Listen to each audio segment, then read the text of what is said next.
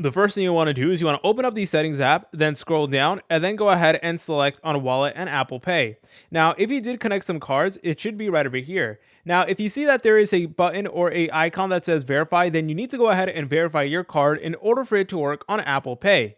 So for Apple Pay to work, you need to make sure that your cards are verified. So please be sure to do that. But if your cards are already verified and you're still getting this issue, then what you could do is you can go ahead and return back over to the general settings.